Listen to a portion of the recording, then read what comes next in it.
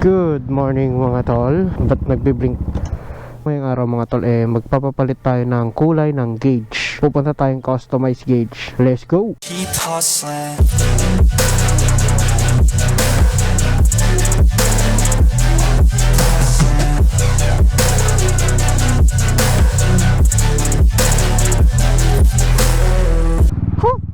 Grabe, napakainit. Pupunta tayo ngayon sa customized gauge sa San Jose, Bulacan. Kasi yung gauge natin ngayon na naipagawa sa kanya hindi ko alam kung bakit kumukurap, no? Kapag nalulubak ako and umangat na ilaw, kumukurap yung gauge ko kapag nalulubak ako. So yung ating logo umangat na, no? Papapalitan na natin din ng kulay. Pipili tayo doon ng gusto nating kulay, no? Kaya tara, samahan nyo ako doon sa customized gauge. Let's go, Bulacan! Quezon City pa lang ako.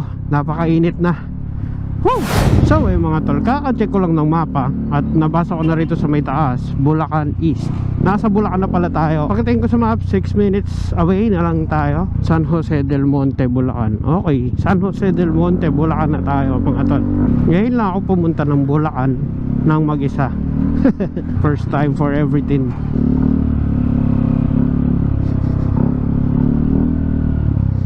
Ayun, nakita ko na.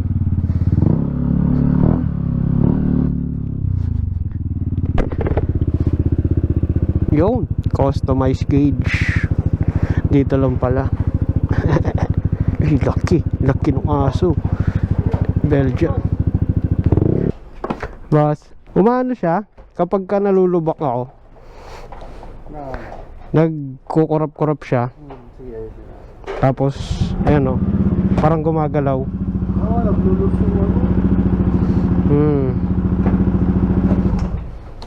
Galing na. Hindi, palito na lang natin. Para di ka naman. Ano bumuko? Bumuko. Ano isang buong sticker siya. Para... Dapat isang buo, no? Nakakalog yung ano niya. Nakakalog. Bali, magpapalit ng kulay, no? Ano natin? Palitan natin kulay. Dito pala yung shop ni boss. Ayan, may logo sa labas.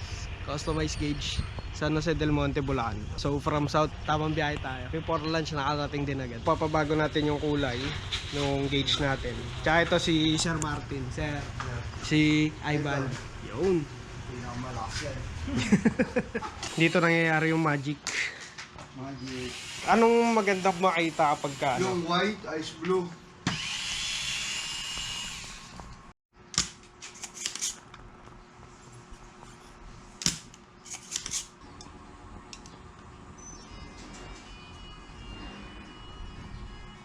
Ano ba yan?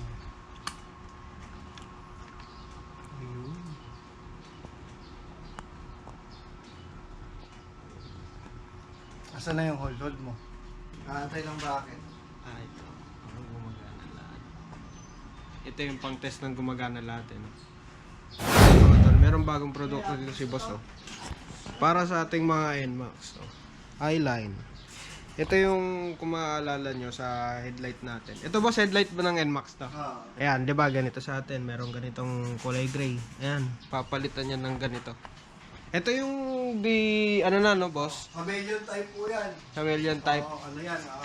Nag-iba-ibang kulay. Magnetic switch. Ito yung sa magnetic. Iba pa yung sa may smartphone. Iba pa po yun. Iba pa yun. Ito naman plug and play. Yung sa smartphone naman, retrofit naman tawag doon. Oo, retro. Hindi siya plug and play.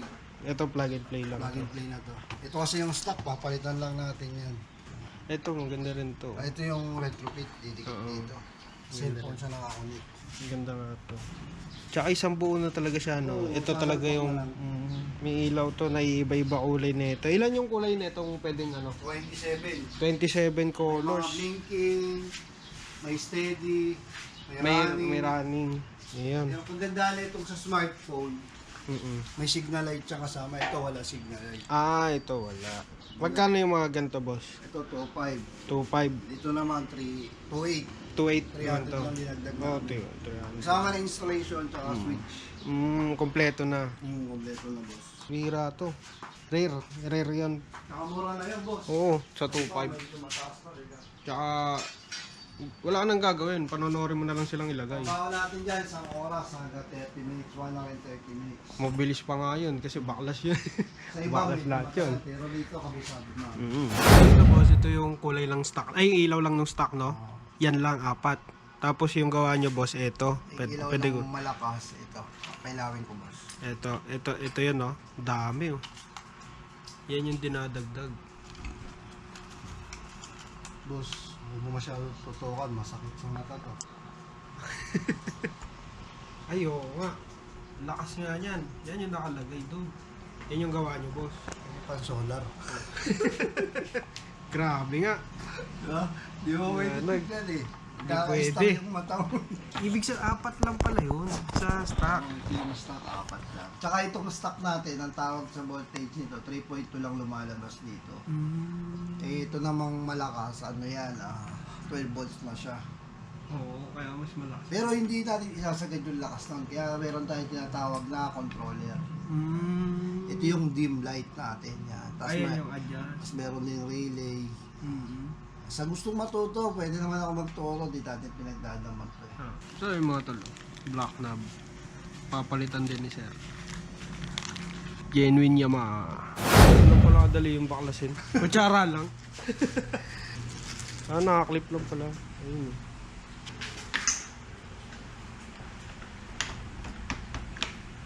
Ayun, oh. Kabukha na nun sa X-Max. Eh. Dito ba kikita? Kita. Kita, boss. Yung nakasakay Yung ka. green din, kita. Mauna araw eh. Pero kita yung dilaw eh, no? Kitang-kita yung dilaw. Yung dilaw na di-standard. Hey boss, thank you. Thank you. Boss, thank you. Yun oh. Ay kita boss. Hindi naman siya reflected eh. Boss, ito pag pinaandar mo, normal. Ay oo, lumakas nga. Ganda nung dilaw. Thank you boss. Sige boss, thank you.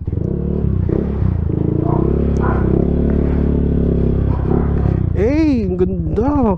Okay na ulit yung ating gauge, no? Gusto niya ng ganitong klaseng gauge, yung may mga kulay-kulay. And then umiilaw na Yamaha. Uy.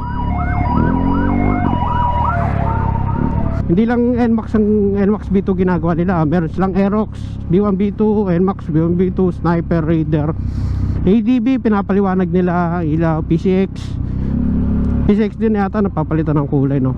So bisitahin sila dito sa customized gauge and home service din sila. So, dahil bago yung ating gauge, syempre ipapakita ko sa inyo yung kanyang ganda. Montage, pasok.